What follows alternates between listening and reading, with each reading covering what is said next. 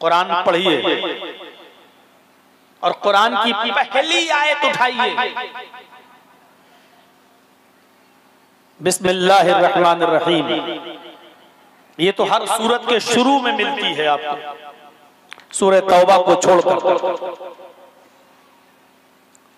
इसके बाद जो पहली आयत शुरू होती है सूरह फातिहा की, उस पर गौर कीजिए आप। पहली आयत में अल्लाह ताला ने क्या फरमाया? अल्हम्दुलिल्लाहि रब्बिल आलमीन। सिर्फ रब्बुल आलमीन पर गौर कीजिए। अल्हम्दुलिल्लाहि रब्बिल आलमीन। तमाम तारीफें उस अल्लाह के लिए हैं जो रब्बुल आलमीन, जो दोनों जहान का रब है, जो सारी कायनात का रब है। यहां देखिए और सोचिए, अल्लाह तबारक व तआला ने अपनी एक नेमत का जिक्र किया है। मेरे बंदो, मैं सिर्फ मुसलमानों का रब नहीं हूं, रब्बुल आलमीन कहा है उसने। मैं सारी कायनात का रब हूं।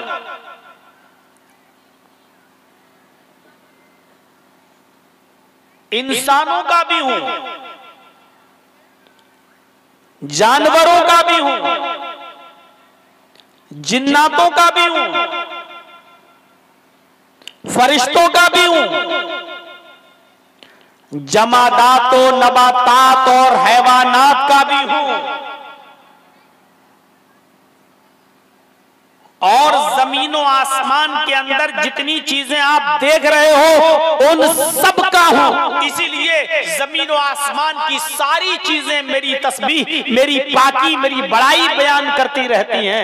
युसब्बिहु लिल्लाहि मा फिस समावाति व मा फिल अर्ज़। जमीनों आसमान में तुम जो कुछ भी देख रहे हो, हर चीज अल्लाह रब्बुल आलमीन की हम्द व सना, अल्लाह की तस्बीह, अल्लाह की पाकी, बड़ाई बयान करती है, क्योंकि वो सबका रब है। वो सिर्फ इंसानों का नहीं है। पूरा कुरान पढ़ जाइए, अल्लाह ने जहां भी कहा है यही कहा है कि मैं सारी कायनात का रब हूं। इंसानों का भी हूं, हैवानों का भी हूं, जिन्नातों का भी हूं, फरिश्तों का भी हूं, जो मखलूक दिखाई देती है उसका भी हूं, जो नहीं दिखाई देती उसका भी हूं, हैवानों का भी हूं, जानवरों का भी हूं।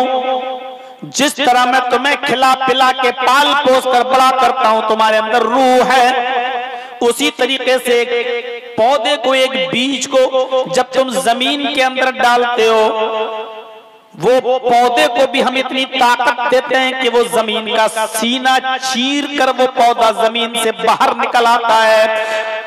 मिट्टी कितनी सख्त होती है, जमीन के अंदर किसी को आप डाल दें, फिर देखिए कितनी मुश्किल से वो चीज बाहर आती है। लेकिन एक मामूली और कमजोर सा पौधा, एक बीज जिसको तुम जमीन के अंदर डालते हो, जब वो जमीन के अंदर सड़ता है, गलता है, और जब उसका कल्ला फूटता है, धीरे धीरे वो बड़ा होता है, लेकिन वो कल्ला जमीन के अंदर नहीं जाता, जमीन के सीने को चीरते हुए वो बाहर आता है, और बाहर आने के बाद फिर वो भी बढ़ता रहता है। हम उसको भी रोजी देते हैं, हम उस पौधे का भी ख्याल रखते हैं। वो चावल का दाना, वो गेहूं का दाना, वो बाजरे का दाना, वो सरसों का दाना, वो मकई का बीज जिसको तुम जमीन के अंदर बोते हो, हम उसको भी इतनी ताकत देते हैं कि धीरे धीरे वो भी बढ़ता जाता है। हम सिर्फ इंसान के बच्चे ही को धीरे धीरे बड़ा करके जवान नहीं करते हैं और उसको फिर बुढ़ापे की दहलीज तक नहीं पहुंचाते हैं, बल्कि एक फल को भी, एक पौधे को भी,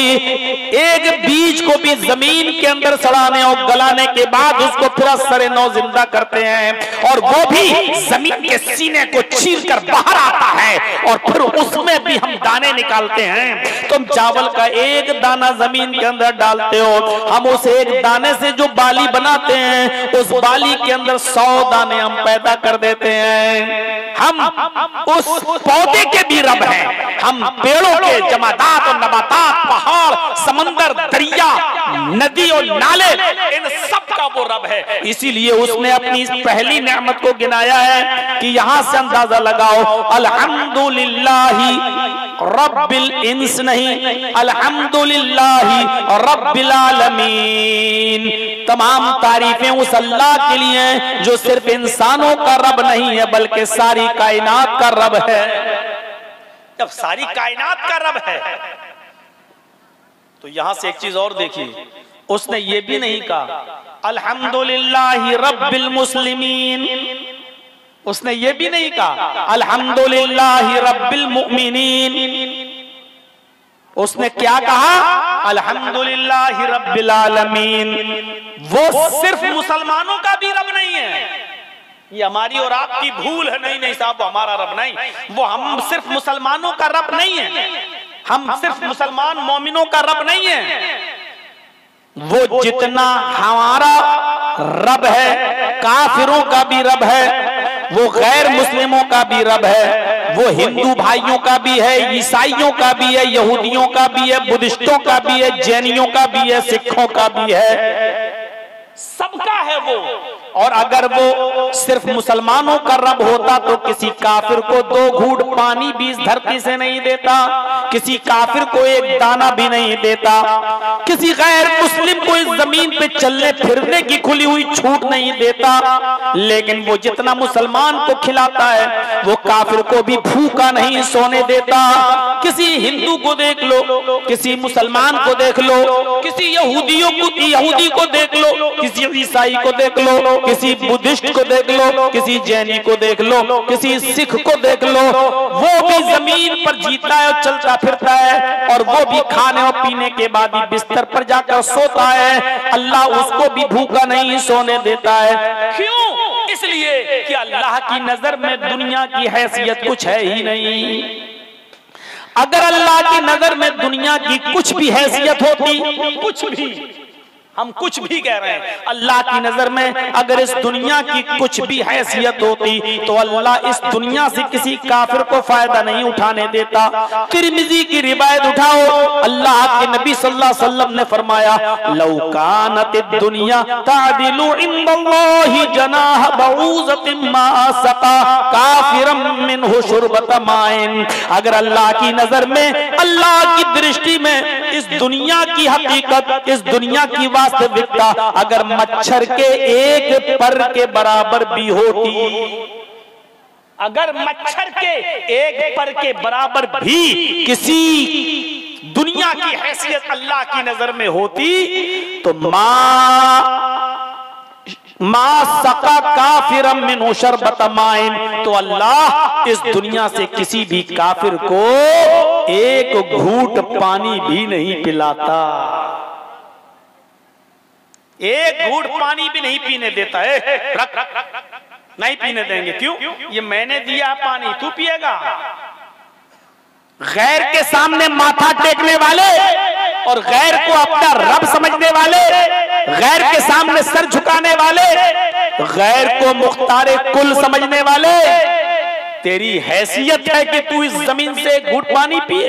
ये पानी मैंने बरसाया, ये पानी मैंने दिया, ये पानी मेरी कुदरत कामिला से जमीन से निकलता है, इस पानी का मालिक मैं हूं, तू कैसे पानी पिएगा? मच्छर के पर के बराबर भी नहीं है।